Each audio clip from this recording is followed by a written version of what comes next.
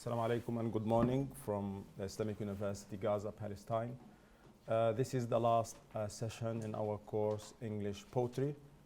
For me, it's been a wonderful journey, an amazing journey.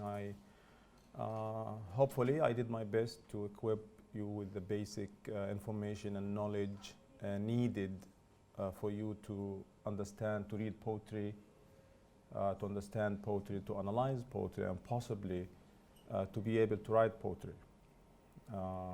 And I said early in this course that if you are only a recipient, a consumer of knowledge, it's not enough, even if you have a profound understanding of what you're doing.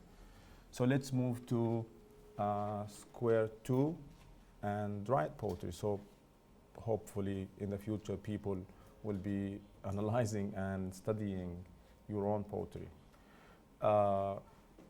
Today we'll have 3 recitations at the end of the course from poems written by students here in the class. I'll do 2 poems, recite 2 poems. One is a poem I wrote, I'm proud of, and one a poem written by a colleague and a friend. And then I'll give you the chance to ask questions about the course, and we'll try to discuss them. If I have answers, I'll give them to you. If I don't, we can look into that. And we'll also answer the midterm exam and give you advice how to do things the way I like it. Of course, I'll give you a lot of margin, but whatever opinion you have, if we want to just wrap this up and close this whole course, I know because the classes are being video recorded, and this is the last one of them. I was conflicted between 2 things, trying to give you answers. Like I raised several questions. I don't like to answer these questions because I don't want you to believe what I believe. I don't want you to have my ideas and just copy paste them. I want you to develop your own ideas. But I did my best to raise issues, raise questions. And in my opinion, this is what poetry, at least modernist poetry, like the John Donne kind of poetry, is all about. It's about raising questions. So you think about them. You go home and you think, and you keep thinking, and you make this part of your life. And you bring poetry to your life. You bring your life into poetry. But no matter what you do, what opinion you believe, because we're doing poetry, we're doing literature, you need to always support your writing with textual evidence. It's not enough, for example, to tell me that the woman in the text is silent. How can you tell that? This is what makes you different from other people. And by the way, this is a way of life. If you learn, I claim that this should be a life-changing course, a life-changing experience. Even at home, in the taxi, on your way to school, in your work, in your future as a parent. So we can't just make, generalizations, claims. You can, of course, nobody. But if you want people to believe you, to take you seriously, you need to always give justification, evidence, textual evidence in poetry. So always, and again, I gave you the chance to differ with me. For example, if you believe, going back to the poem we'll discuss in a bit, the poem we started with the English poetry with Whoso Lists to Hunt by Sir Thomas Wyatt. Some might still believe that the woman here in the text is a powerful, strong, independent woman. It's up to you. I wouldn't say no. Actually, I sometimes I don't know, by the way. It's not like I don't want to give my opinion, but I have my own opinion. You don't have to agree with me. But whether you believe that, no, she is still silenced, like she's still treated as an inferior to all the men in the text, but no matter what you do, the text is your point of reference. Now, in the exam, sometimes I want to corner you in a particular corner, like push you into a particular idea. So if I ask you to comment on the Noli Me Tangere for Cease as I Am, if I want you to comment on this, and the question is open, just contextualize or comment critically. Wherever you take that, it's okay. I take it, I accept it. But again, always refer to the text. But sometimes I wanted to test you, like to give you an opinion, even if you don't believe it personally. I want to see how you can still find trace evidence, textual evidence to support this claim. That's why in the midterm exam, and I'll do the same thing in the final exam. There will be extracts and there will be questions, specific questions on the extracts given. These questions are your argument, your topic sentence. Take it from there. One thing I noticed about the midterm exams is that most of you answer questions without planning, and that's not good. Plan, scribble, write notes here or there. And then take 2-3 points maximum, support them, and go on. Now, what do we do after this? What do we do with poetry? We are literature students. Some of you like poetry, some of you don't like poetry. Some of you might have changed their opinion, started liking poetry. Some of you might have changed their mind, they started hating poetry, okay? And again, unless somebody lives under a rock somewhere, I don't know, nobody knows, in the middle of nowhere. Poetry is everywhere, in songs, in sheets, in nursery rhymes. Sometimes we, you know, when we like, you know, alone, we like to poeticize things, even stupid things. It's part of our nature, human nature. It's, and in many ways, like for me, poetry is the most artistic, most beautiful human expression. Like there's music, people love music, and there is poetry. Poetry, you know, it's like magic, transforms us, cleanses us. Hopefully, and this, of course, this applies to literature in general.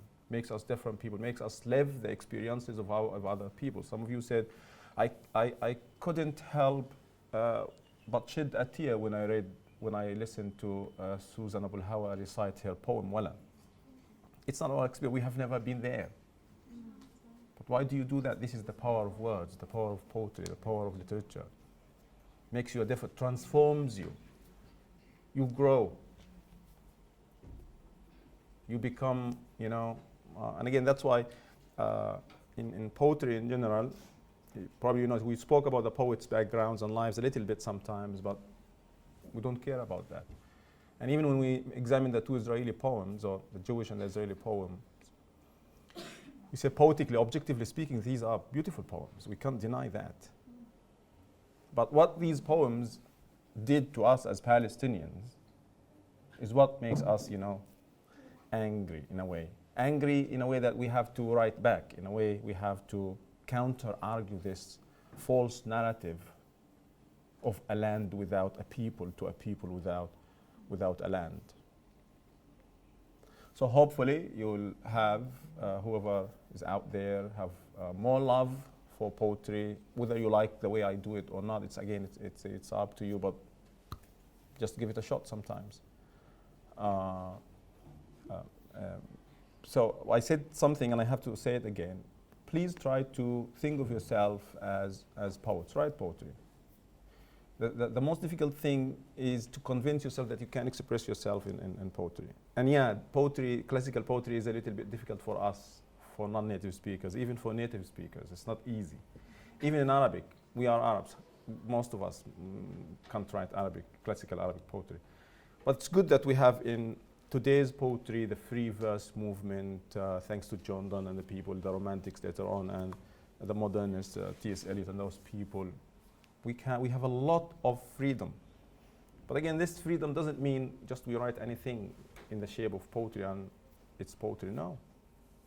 Feelings, the emotions, the way you do things. We've seen, again, Susanna Abul Hawa, how she did with her poem. Like sometimes there was one word or two words, whole stanza, whole line. You wait.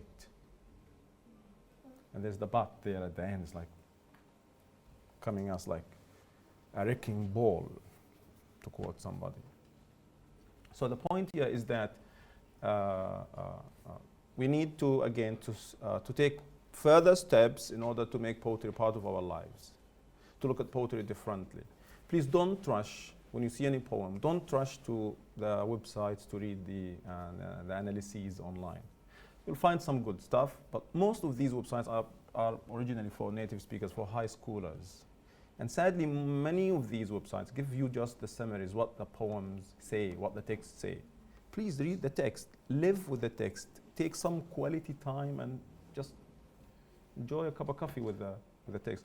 The same thing, and luckily poetry is generally short, and the poems we studied are very short, basically.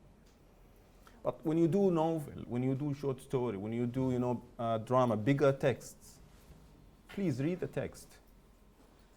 The most beautiful thing you could do is just to read the text itself and interact with it. See how it talks to you, communicates with you, reaches out to you, how it, what feelings it inspires, provokes in you. The worst thing is that most students nowadays don't read texts. They don't want to. Just go online and read what others. This is spoon feeding. This is a process of dumbing down, makes us dumber and dumber. It makes you, by time you will never be able to depend on yourself. I don't know. That's why there will be a new exam in final. There will be an unseen poem. A poem we haven't studied. If you're good with poetry, if you have, the time, if you did some researching during this course, if your curiosity drove you to read more, probably you've come across it. Who knows?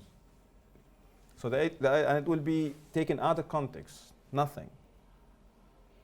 There could be some references that would tell you something, but it's not about. Again, I don't want you to. It's not the question is not who's the poet. Guess. No, I don't care. You could guess just simply at the end. You could guess what age, what poet, what school, possibly. But this is just 5% of what you want to do.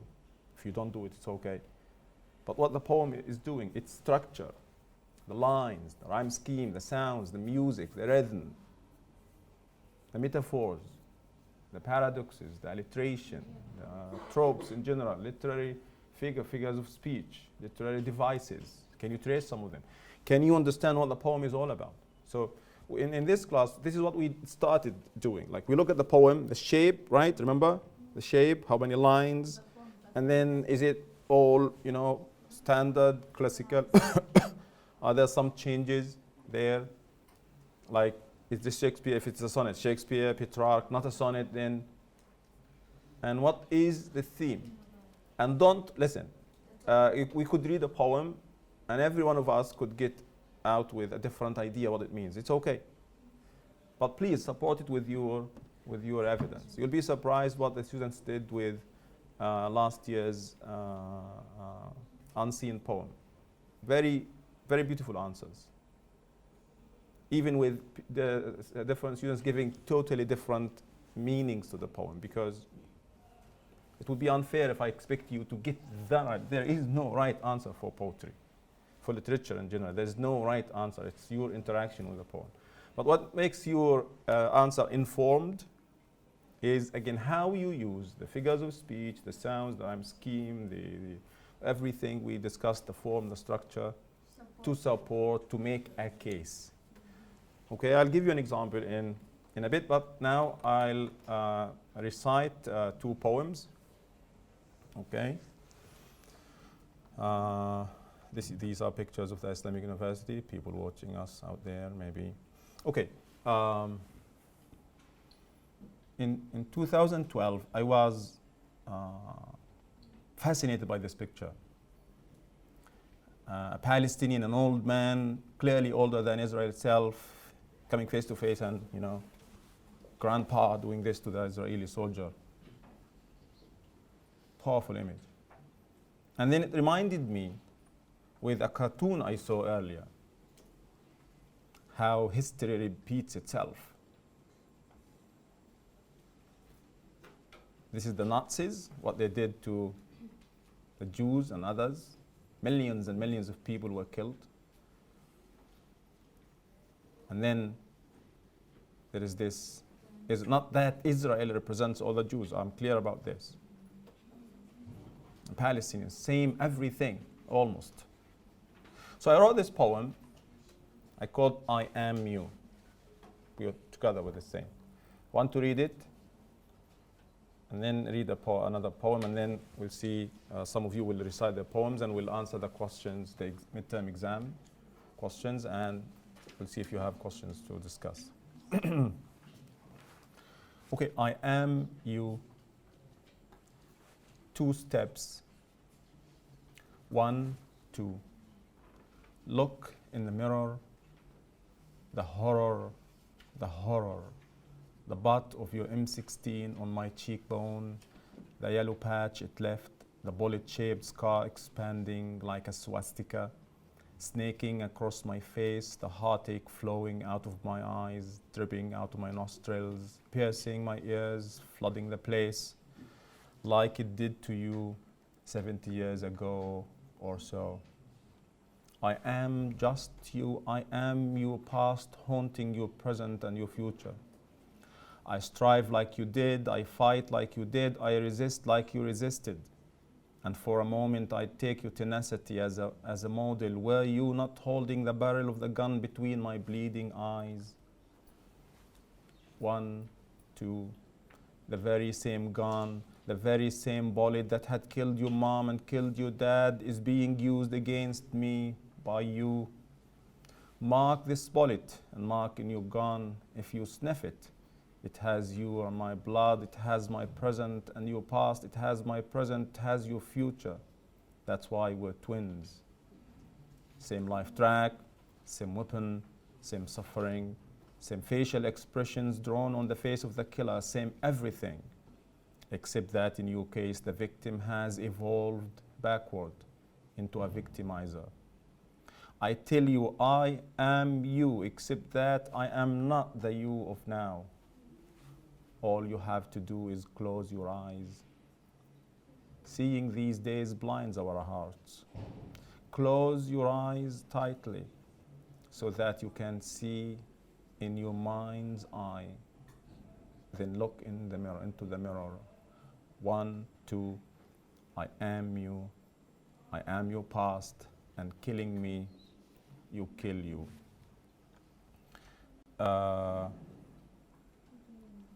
Okay, I think I missed a stanza. Yeah. No worries. Okay, so I'm just showing this. I know some of you would like, oh, I can't write poetry.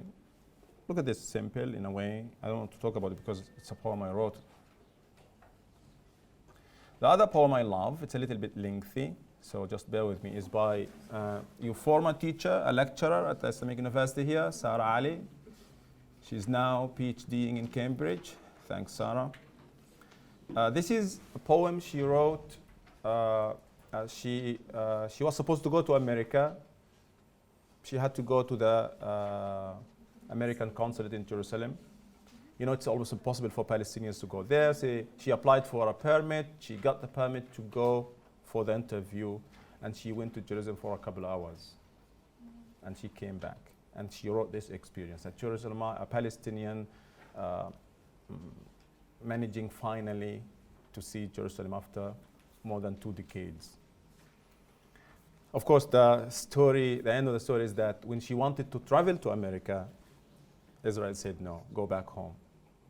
And that's how, you know, how Israel throws crumbs to us. Gives you a tiny little ray of hope and then crushes you.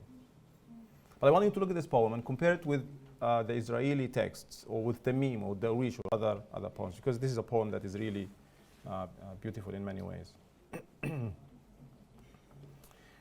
Jerusalem by Sarah Ali. The road is too long.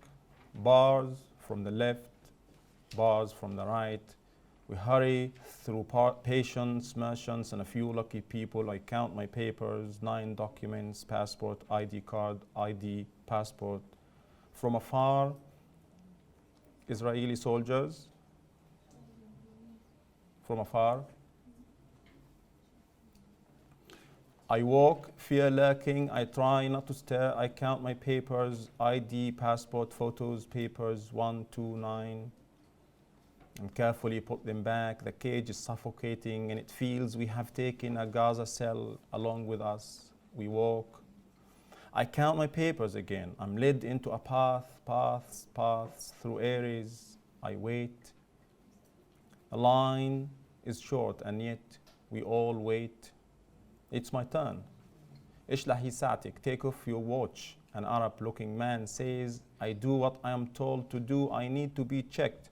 I raise my hands and spread my legs, shaking as I pass. Clear. I breathe for life. I watch as a female soldier ransacks my bag, checking every item. I wait. Soldiers around, guns held on shoulders. Our eyes meet. Today, I meet the enemy. The F-16 operator, those who pry the masks in the sky. Today, I meet the drone in flesh. Don't let them smell your fear. Mom warns me at 8 in the morning as I leave, and she hugs me so tight. I am not afraid, I assure myself, but I shake. I hand in my papers and I shake. معك تصريخ? An Israeli employee asks from behind a window. I almost break out laughing at his horrible Arabic. No, عندكم, you have it, I answer. He looks through the permits on his table and gives me mine. I got a permit, I got the permit. Stamped, official, a photo carefully taken, neutral face expressions, Hebrew and Arabic, just a correct paper. I am not afraid, I remind myself. I am not afraid, but I don't call names. I do not retaliate, or I don't shout or retaliate. No, I shake, but I am not afraid. The car takes me to the holy city, passing by Palestine, Majdal, Herbia, Sawafir, Julis, Asqalan, Al-Quds. One behind, one ahead, names aroused in my head. A Palestine I don't know. A Palestine I don't know. Home for a moment seems so close and yet so far away. And then the holy city, Jerusalem. The officials there are nice. How I wish they weren't nice. And white Europeans, white Americans coming, others leaving, all wearing sunglasses, most unaware how lucky they are. And a few sizing up my papers, smiling as they ask me questions in Jerusalem where they stay, in Jerusalem where I am a visitor with a permit, and a classy English-speaking Arab. Speak Dhafawi. I think nostalgic to a Jerusalemite I never met, a piece of home. Please, let's speak Arabic, just you and I. My mind secretly begs. You can sit there, Sarah, she responds in Arabic. Telepathy indeed. An American official interviews me. He asks and I answer. Questions and answers. He smiles mildly. I say my lines, smiling back, then rush out. I sneakily roam Jerusalem. Modern. So annoyingly modern, tender though, and encompassing. They say God is everywhere, and God is everywhere, I believe. Yet I felt him there like I never did, prayed in silence. I was not afraid. Then I inhaled Jerusalem, taking in as much as I can, and it feels for me. We talk, beautiful but adaptive to occupation. I reprimand, harsh and far-fetched. It almost speaks back in defense. But still home, Jerusalem, the best of homes, I cut her off. Time passes horribly quickly and 7 p.m. is my deadline. 7 horrifies me as it approaches. I breathe Jerusalem. So many details, so much injustice. Beauty that words fail. Shawari' ati'a, old streets, souks, temples, mosques, churches, nuns, sheikhs, and rabbis. It's 3 p.m. and I am a foreigner. It's 3:15. It's 3:30. So much beauty. Please, some more time.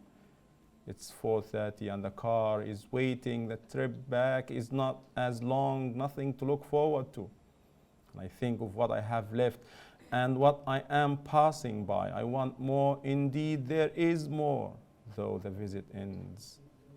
Hence, I see Jerusalem. Wherever I turn, I see Jerusalem. Whenever in pain, I see Jerusalem. But the visit ends so quickly, not like a sweet dream, but like a deadly stab so cruelly, somewhat like reality.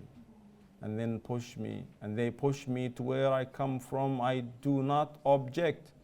I politely go back into my G zone, not victorious, but not unhappy.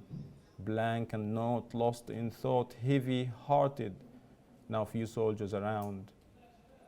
An electric door is closed behind me, Jerusalem behind. I am not afraid. I am not afraid. This is a beautiful poem, really. I can't, words fail me. But again, I leave this for you. Look at it. You don't have to analyze, of course, every poem. Just sometimes you have to enjoy what it is and how it is. But the experience just, I need to compare this really to Tamim's poem in many ways. And probably you can do that. طيب. Okay, let's assume this is an unseen poem in your exam. This one here. Okay. So let's see, this is a poem probably you're not familiar with, you haven't read before. It's just you open your exam, you see it. Okay? Don't be shocked. There's nothing shocking about this. Don't worry. I'm sure you can do it.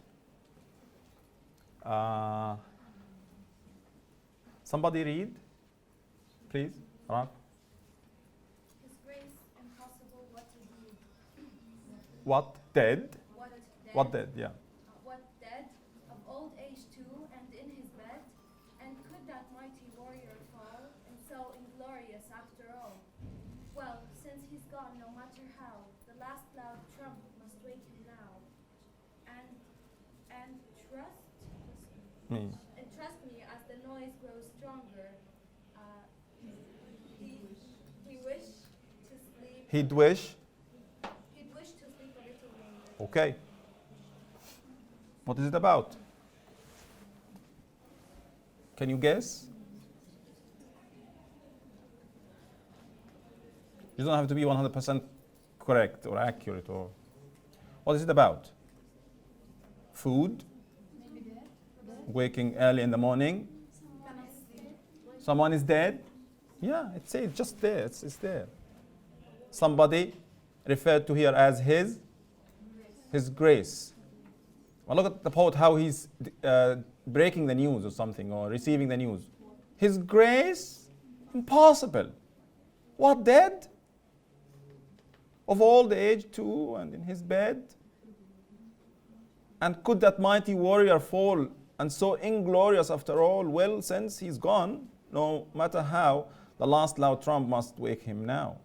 And trust me, as the noise grows stronger, he'd wish to sleep a little longer.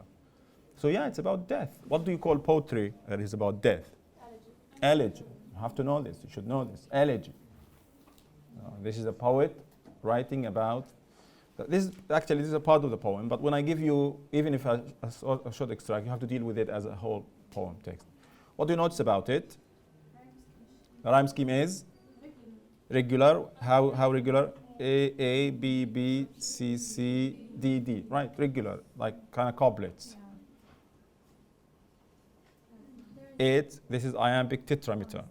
There is a shift from starting with well, since he's not. Okay. So what else do you notice about the words, the language? Sample language, thank you. Probably the only word you don't know is inglorious. There's a movie you need to watch, Inglorious Bastards. Inglorious. Are the words good or bad? Positive, negative, mostly? Positive about the man. About the man. Mighty, warrior. Yeah. Glorious, is inglorious good or bad? Bad. Inglorious. Negative. Glory, it's kind of the opposite of glory. Majd, glorious. What is it doing there? What else do you notice? Quickly. عشان نحاول to take notes and then. That he's a warrior and he died in his That he was a warrior, but he died in bed. Why? Of wounds? No.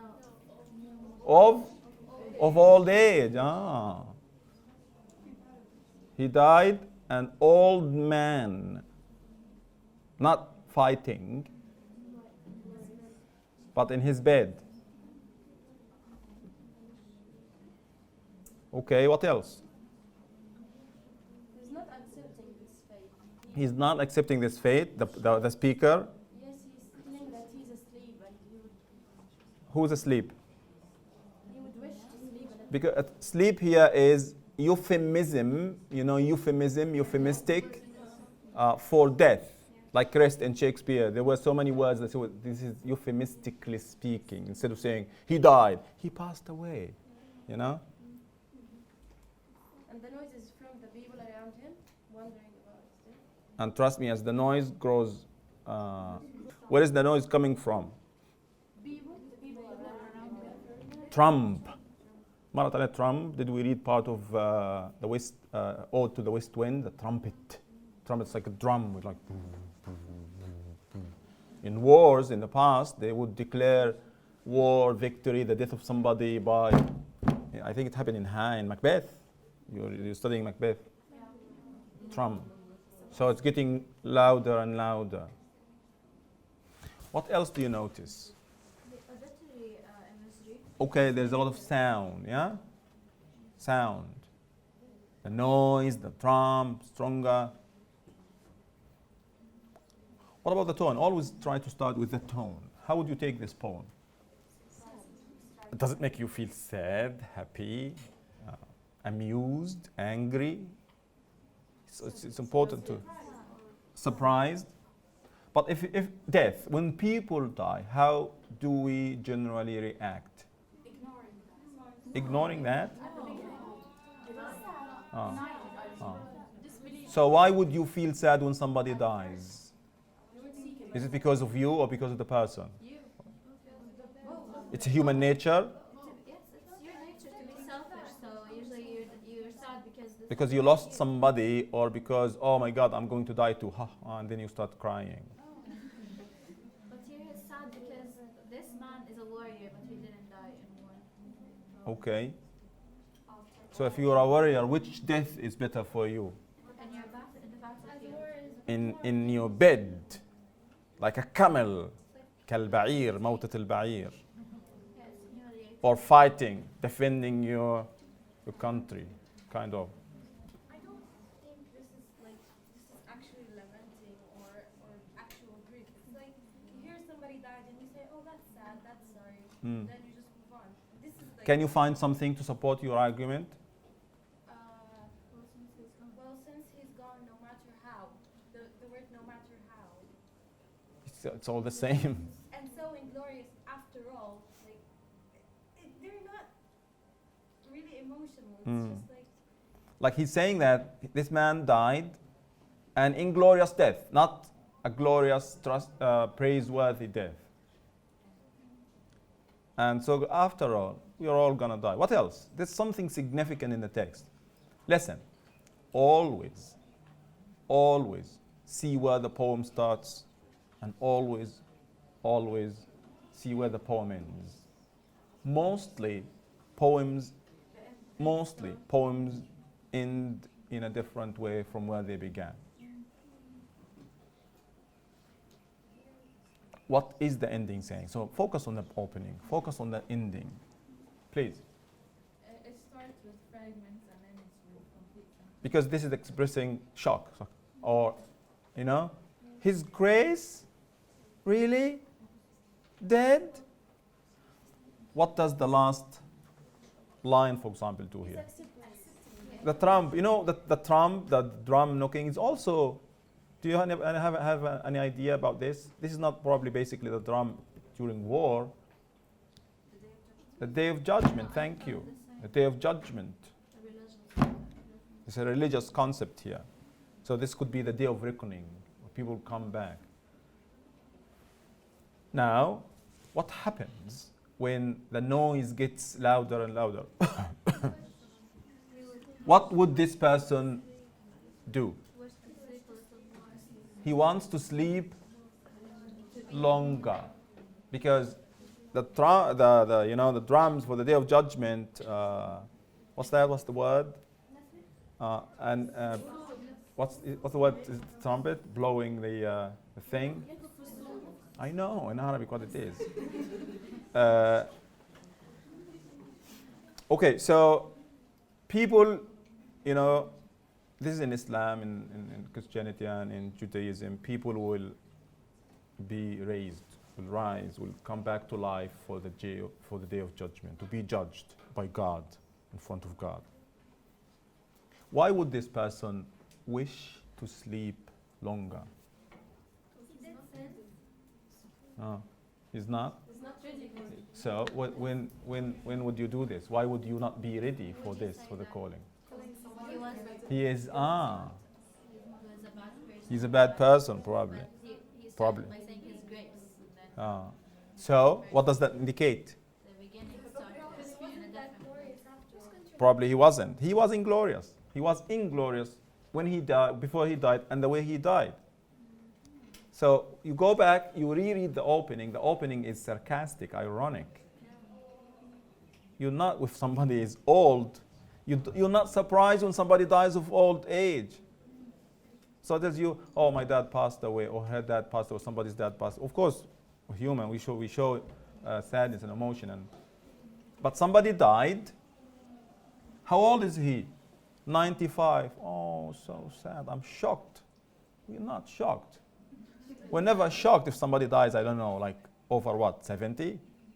When do we stop get shocked? When people die of old age in their bed. Seriously. Over 50?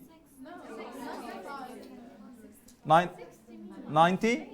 No, after 70. 65?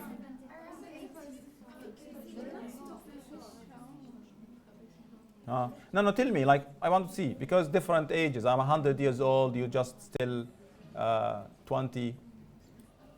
So for you, 50 is like, oh. Arabs are known to die like at mostly 70. Like around 70, 65. Think of the people who passed away around you in your family, extended family. How old were they? Mostly, who died naturally. Forget about the sudden death of young people, or accidents, or Israel killing people. There is a hadith where the prophet that, I don't know, like one of the prophets. 60s and 70s, yeah? Yeah, when a woman came. And in real life. Because 60, listen, if you are in America, if you're in the West, if you're in Germany, in England, it's like sometimes you're 60, sometimes you're 50, you begin a new life.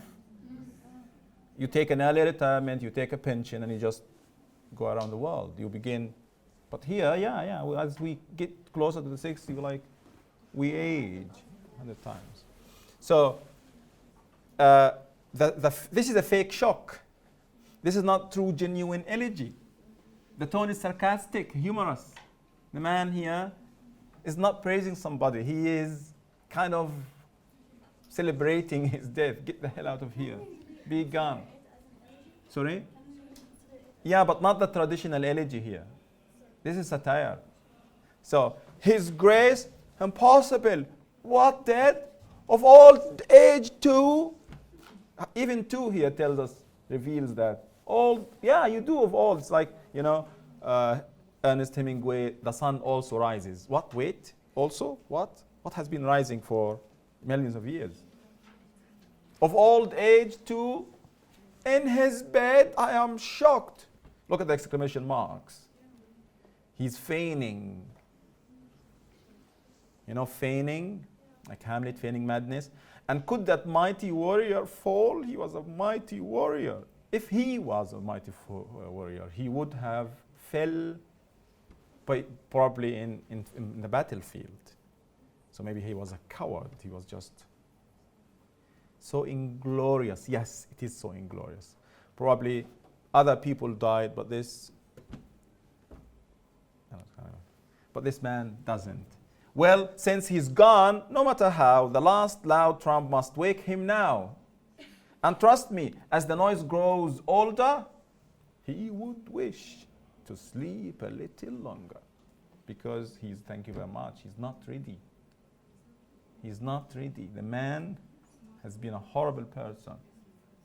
He's not ready. So what you do here is, I'm not going to give you context, but look, the title here reveals a lot. This is part of the poem. It's a longer poem. A satirical elegy on the death of late famous general by Jonathan Swift. Jonathan Swift, the amazing Irish novelist, poet. He's famous for, what's that? Famous for A Modest Proposal and Gulliver's Travels. So this is the elegy. The title says this. You're not going to know the title or the name. But again, don't panic a lot about getting the exact right meaning. Take the poem, see what the structure does. بمعنى here, I want you to notice the exclamation marks. I want you to notice the rhyme. I want you to notice the, you know, the antithesis between, you know, the kind of paradox between mighty warrior and inglorious here. Why is that there? And sleep being euphemism. So the language, simple, like you said. The rhyme scheme, metrical, symmetrical. Serious, sorry for the typos. Is it a serious, a genuine, or a humorous poem? Okay. So just try to randomly look at 2 or 3. I don't want the unseen poem to be everything you worry about. Just study the course, look at the poems, and you'll be good to go. Okay, so in the midterm exam, I ask you questions. Look at the question. The question is your argument. Look at how sometimes the question could change course. So how does the ending? I'm giving you the ending. I'm telling you this is the ending. In the final exam, I'm not going to tell you this. I'm not going to give you the name of the poet. So you have to be ready. How does the ending of Sir Thomas White's poem طلع عليا ما قلناش apparently presents women, that which apparently presents women as independent? This is all parenthetical. The main argument is the main statement, the main sentence, the main clause. Indicate that women will always be inferior to men in the light of the given lines. Nolimi Tangier, Tangiri, for Caesar's I am, and wild for to hold though I seem tame. My advice in the final exam, if there's a question, don't look at the question. Try to see what you already know in the poetry given, in the extracts and the lines. By the way, most of you, حتى فكرت أجيب stamp واكتب عليه focus on the extract عشان because I wrote it like 100 times, or improve your English, or you know, I don't know. Link your sentences properly. So look at this. The first thing we notice without a question, the foreign language, said Latin or Italian. For Caesar's I am, we spoke about this, how there's fronting here, and then there is the possessive S, apostrophe S, and then how there is the paradox between wild and tame, and then the imperfect rhyme in am and tame. So these have to be used to make whatever argument you make. So the question is, women are inferior. Seemingly, they seem to be in control, in command, strong, independent, because she's rejecting him. But this is probably I described this as anticlimactic. It's like, wow, what a strong, independent woman this is. The 16th century, too. And then, you know, that music, Tom and Jerry, wah, wah, wah, and then we go to nothing.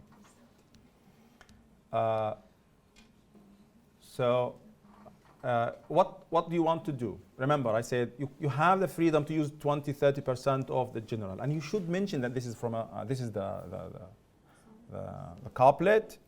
You should mention that this is a sonnet.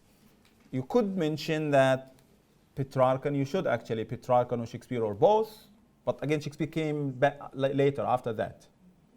Because, okay, so you can't judge whether this is Shakespeare or not, but he introduced, some of you said this. You could say one sentence that early in the poem, the woman, this is a courtly love poem where the woman is clearly rejecting the advances of the speaker in the poem. Get this?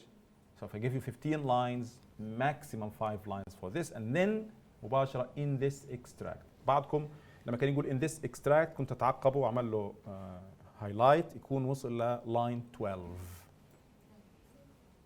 What have you been doing? What have you been doing in the past 12 lines?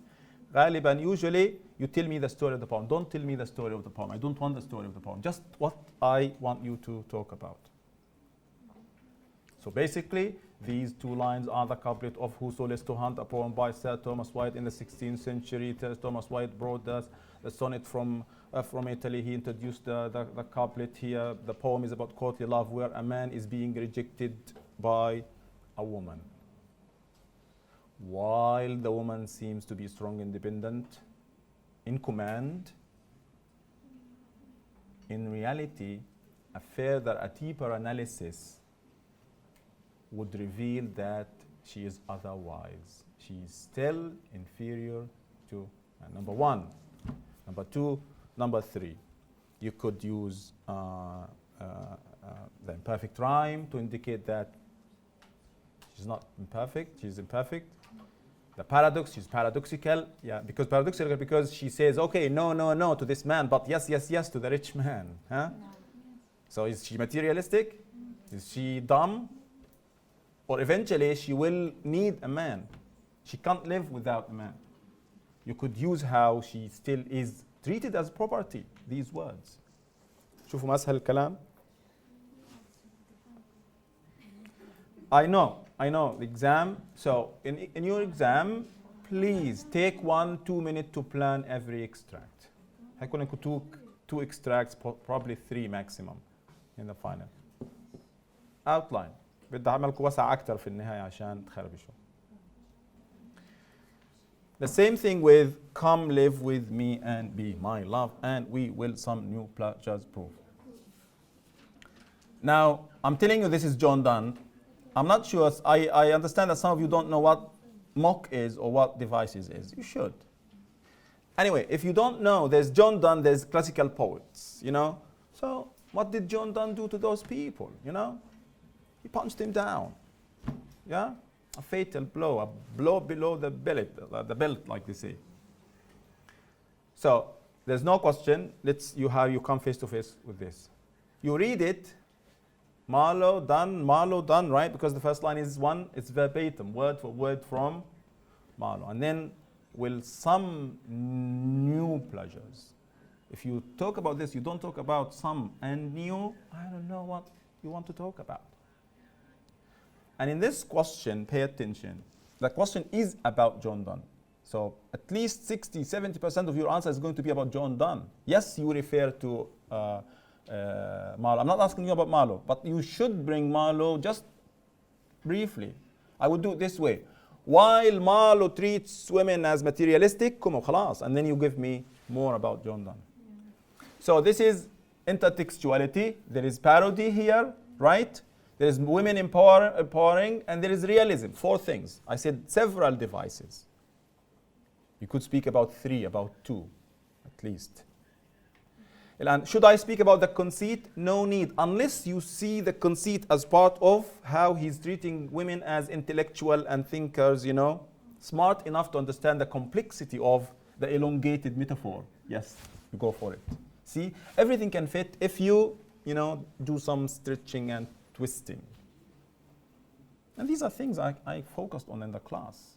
It's not like I'm being impossible.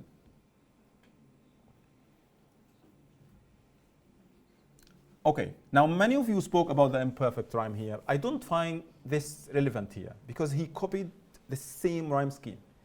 If you use this evidence for John Donne against that man, كل واحدة في 250 طالبة بتقول إنه كانت بتقول. And I liked how she used it.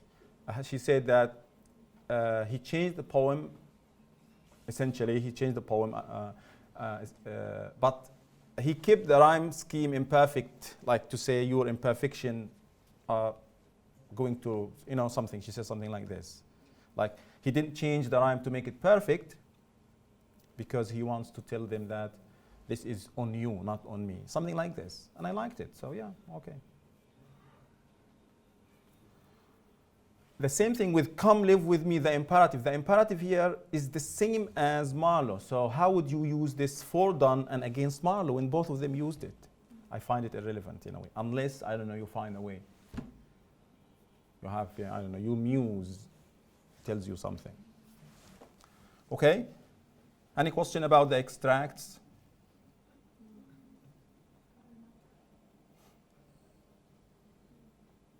Type. We have, before we go to the objective question, multiple choice, I want, some of you want to write the poetry. Shayma, was Shayma? Come here, please. Perhaps Shayma, then Malak, and then Noha. Come here, please, this way. So this is a poem Shayma sent. I gave her some feedback. This is a really, really good poem. Can you speak up, please? Or hold this. A wish. It is not coming. If it dawns, in a second it fades. Dread, hesitant, and grown. It slits my soul, my heart, lets the pain grow old. A mass, a tear, a hole. Then it rises again, heals what remains, and I taste the heavenly joys. The words wonders and fly, but it flies away in a spark again. Wow, that's really beautiful. Oh. Thank you for clapping for her. Okay, it's the Malak Zagout. Oh, sorry. But if it's on video, it must be true now.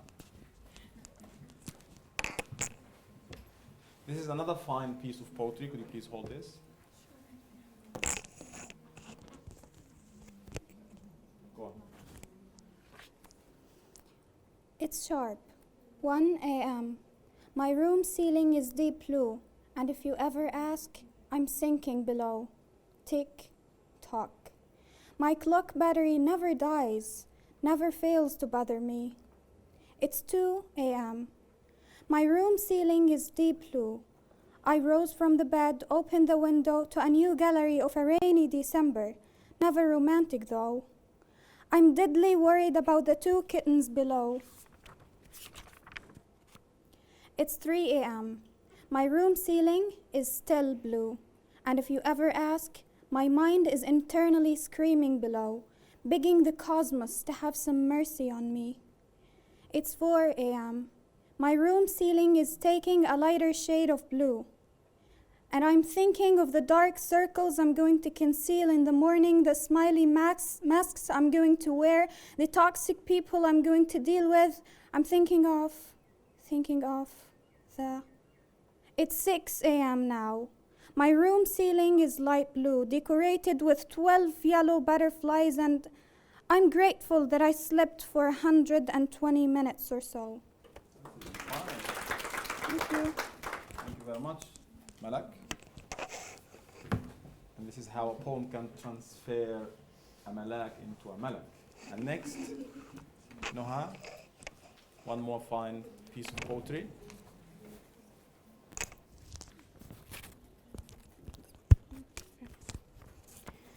It's an hour past midnight. You're up before the crows. Eyes wide open, heart beating excessively, laying in bed, tossing from side to side. Electricity goes off, as if you carry the Gazan curse with you. Curtains get blown aside, and a magic wand reveals the view. Infinite space glitters, covering the old city. The heavy shadows of Sur al-Quds lie on the hapless streets. A couple of feet away, the dream is preserved. Your eyes start watering, you find yourself on the window. Not a moment to waste, you grab a flashlight and a garment, rejoiced, terrified, serene, anxious, longing, ecstatic. You go to the lobby, 2 hours are left for a Fajr prayer. You get some coffee and wait. You've waited for moments. You've waited for years. You're out. You're out on the streets, a stranger in your own homeland. Shivering, you walk. The old city is asleep, and the souk is bleak. Soldiers, soldiers everywhere, and all Arab dignity did shrink. Soldiers, soldiers everywhere, yet not an eye to blink. Your world narrows to one street. You see it coming. Your tears run untamed. You can't. You attempt to take a few steps at a time, but your feet betray you. Your breath accelerates. Only a few steps more. Pull aside, ma'am. Your ID. A ghastly figure grins. That's also really beautiful. Another journey into Jerusalem, a journey to the end of the world. I know more of you write this beautiful also stuff. So okay, We want to go through these very quickly in like 3 or 5 minutes, and we're going to see if you have questions. I hate objective questions in literature exams. That's a fact. Sometimes you have to do them. So think about choosing the best answer. My advice is to try to eliminate the choices you see wrong. If you read the question without looking, at the answers, that would help a lot. So because you could get because if you have choices, you get confused sometimes. In Arabic, we say بدك تحيره خيره. If you want to confuse somebody, give him or her choices. Give him choices. So this is one. Number 2, try to organize your talk. Time management is key. Okay. So if you finish the 30 minutes for the unseen poem and another 30 minutes for the extract, so you have 1 hour, for example, or so. You'll be having about 20 of these. Okay. So give each one 1 or 2 or 3 minutes fixed. Read the question, try to guess the answer by hiding the choices, and then try to eliminate the ones when you look, eliminate the ones you're certain to be wrong, and then when you answer the question, for example, if you choose A, tell yourself why. What's your evidence? Not haphazardly. There will be more than one version of the exam, by the way, in the final, not like the midterm exam. So please keep to your paper. I trust you, but just keep to your paper. Tell yourself why not, and don't go back. Don't go back. Don't say I want to revise. When I graded your midterm exams, I noticed that many of you changed certain answers, and usually more than 80% of the time, and I circled that for you, like an angry red circle, like telling you that you shouldn't have changed your mind. And this is a fact from experience. More than 80% of the answers that you change are the right answers. Because, it's on first impulse. But again, it's up to you. But please, don't leave any question unanswered. Please, don't do this. In the future, you'll be doing your TOEFL, your IELTS, or those exams, and this helps. There's no penalty for guessing. I'm not going to punish anybody for... but if you leave questions unanswered, you lose the bonus marks. I'm sorry. This is not punishment, but just... So Shakespeare's Sonnet 18 opens with an unstressed thee. Shall I compare thee to a summer's day? And then life to thee. And ends with a stressed one, because Shakespeare's poetry grants eternity. The woman changes her mind. Remember, we're not sure about the woman. What did she say? Yes, no, she's absent totally. Death makes us all weak. This contradicts actually, because the weak is the opening and the ending is the strong. The woman's rejection makes her stronger and more independent. Do we have a rejection? We have a rejection in whoso lives to hand. But again, did it make her stronger? So the right answer is A. So long when in eternal lines thou growest. So long as men can breathe and eyes can see, so long lives this, and this gives life to thee. The opening line of John Donne's Sonnet 10 undermines the authority of the death. We're talking about death. The grand leveler, the grim reaper. That's going to take us all. Most powerful. Everybody fears death. Even the mightiest of us. Now, in a way, Donne undermines, I use this many times in the class, undermines, makes it weak by the abrupt opening, intertextuality, personifying death. There is no intertextuality here. There was a reference, an allusion in the ending, a biblical allusion to death dying. Death thou shalt die. There is an abrupt opening. How does the poem open again? Death be not proud. It's like you could shout something like this, but not at something more powerful, stronger than you. So he was assuming a more powerful position than death. And he also personifies death as a man who has probably pride.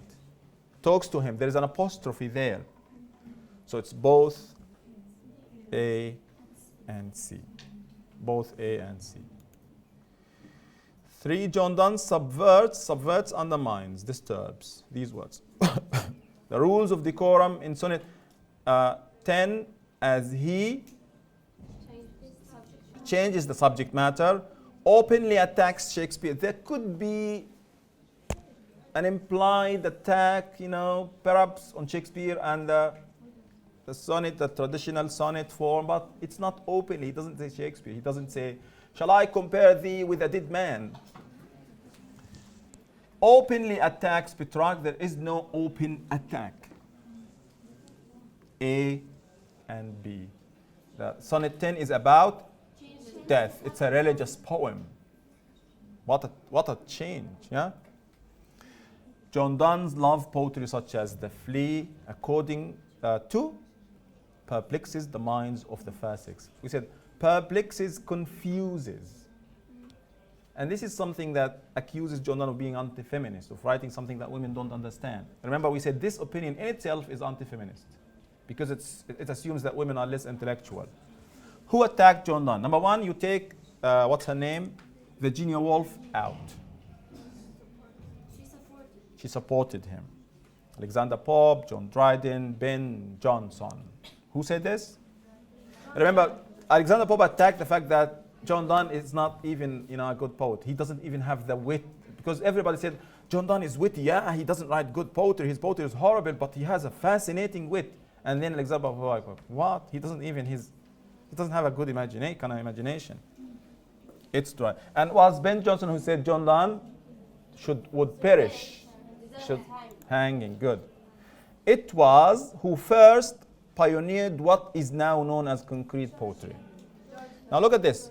Donne himself used the form, kind of did something with the form of the poetry, but not to the extreme extent we had seen in George Herbert. In George and Milton, we studied Milton's extract. Part of his Paradise Lost was neoclassical. T.S. Eliot is 20th century. So it is George Herbert, the Easter Wings. Poet and critic Alexander Pope believed that poets ought to follow the rules of decorum because they are found in nature. They're there, they're out there. Not devised by man, not from God, not renewable. They don't change, you can't take thee out. A pre-romantic poet, William Blake, in his Song of Innocence, promotes, remember Songs of Innocence? The nurse's song? Dialogue, children to take the voice, to speak up, to authority, speak, to power. Nativism, I don't know what that even means. Monologism, there was a dialogue in the text, right? Dialogism, authoritarianism. Actually, monologism is a feature of authoritarianism. Like, don't speak, hey, shush. Okay? Dialogism. Dialogue, there was a dialogue. And we talk about here Innocence of Songs of Innocence. Tamim Barghouti's poem in Jerusalem promotes tolerance and unity.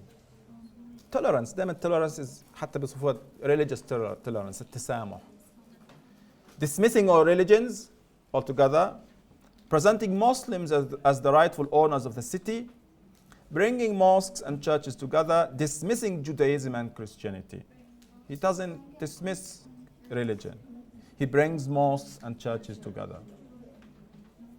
Doth, in Wordsworth's The City Doth Like a Garment Wear, indicates an error in the poem. It's a typo. The city is far better than nature. Uncertainty and bleakness, a return to simpler medieval times. Simpler times when people used to say, doth London was a lot better than now with all, that's why he chose the timing and the place. A figure of speech in Shakespeare's nor shall death brag thou wanderest in his shade is a, and, طبعا, a, and. If I said a, then you could avoid a, a simile, and this is how you write a simile. You don't, the verb here is from simile is to liken. وحتى في الميتافور you say he likens the woman to a flea, to a deer, to a hind. You don't say he simile here. A simile we use like and as. I don't think there is alliteration there. No, no. Concede, there's no concede. There's something called the Elizabethan concede that I didn't want to talk about, so I don't get you confused with the metaphysical concede. There is a personification. Again, death, bragging, boasting about, yeah, I killed her. Last question. هذا سؤال ذكاء. احترامي للي ما جاوبوهوش صح. تمام. And this is, it's the same question from last year's midterm exam. You should have looked. الآن بدي أفرجيكم كيف بالاستثناء, even if you don't know.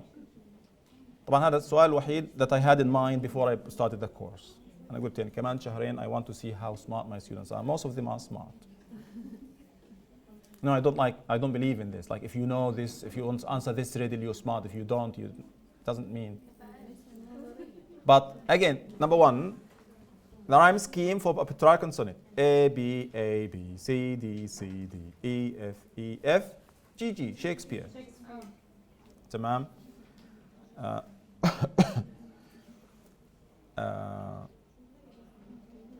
C, خلينا بس say B. في ايش اللي زيادة؟ E, F, E, F. Okay. Just a mistake. برضو Shakespeare, if you don't see it, it's Shakespeare. Number C, A, B, B, A. A, B, B, A. Close, warm. And then C, E, C, E, C. Remember that? A, B, C. D. Completely wrong. It doesn't follow the alphabetical order of the letters. D, A, B, B, A, B, B, C, D, E, C, D, E. We didn't study a sonnet like this. Yeah? The right answer is B. It's correct. It's true that in the class I told you C, D, C, D, C, D, and C, D, E, C, D, E. The question is carefully written. One of the most common rhyme schemes in a Petrarchan sonnet is B. A, B, B, A, A, B, B. بمعنى إنه يعني الفكرة وين بدي أوصلها لكم؟ When you use your mind, you eliminate A, you eliminate B, because we're certain that Shakespeare was, alternating A, B, C, D, C, D, right? With Petrarch, there's the octave A, B, B, A, and then it's repeated A, B, B, A. So you have, the confusion is between now B and C. C is utterly, completely wrong as a rhyme scheme because it skips the D there. You'll ask me questions if you have. It will be like the midterm exam plus unseen poem. Objective questions, 2 or 3 extracts, and the unseen poem. In the unseen poem, you could write either a long paragraph or a short essay. I'm not going to care about the form, but there should be a clear form with a topic sentence or something. Do you have questions, please? You'll find them in the description sections of the videos on YouTube. Yes. But logically, there will be a lot more questions from after the midterm than before the midterms, like 1/3, 2/3. This is logical. Both.